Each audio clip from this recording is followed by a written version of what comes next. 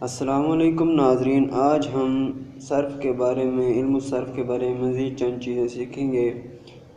حرکت، اس کی لغوی تعریف ہے آگے پیچھے ہونا، ہلنا، اور اس کی اصطلاحی تعریف حرکت کی اردو میں زبر، زیر اور پیش، اور عربی میں فتحہ، کسرہ اور ضمہ کو حرکت کہتے ہیں، اور ان کے مجموعہ کو حرکات ثلاثہ کہتے ہیں۔ ان کو حرکت کیوں کہتے ہیں؟ اس کی حرکت کو حرکت اس لیے کہتے ہیں کہ جس پر یہ ہو اس کو ادا کرتے ہوئے زبان، ہونٹ، آواز میں حرکت پیدا ہوتی ہے، جیسے فعل۔ اور حرکت کی آگے کئی اقسام ہیں۔ حرکت لازمی، وہ ہے جو اصل وضع میں ہو، جیسے ضربہ۔ حرکت عارضی، وہ ہے جو اصل وضع میں نہ ہو، جیسے رمتا۔ اس میں تا اصل میں ساکن تھی، پھر الف کی مناسبت کی وجہ سے اسے حرکت فتح دی تو یہ متحرک ہو گئی۔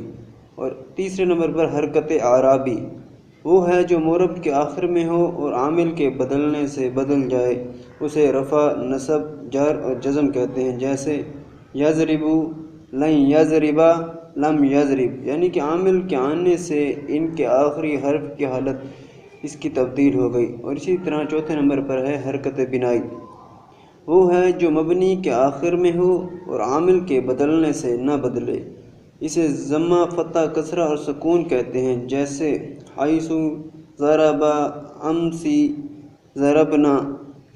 اور متحرک کسے کہتے ہیں؟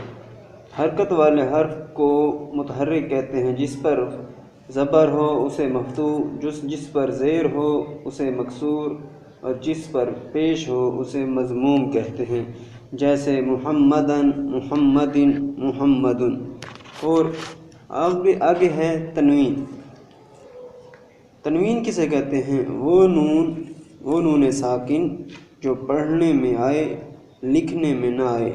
لکھنے میں صرف دو زبر، دو زیر، دو پیش لکھی جائیں، اور دو زبر، دو زیر، دو پیش کو تنوین کہتے ہیں۔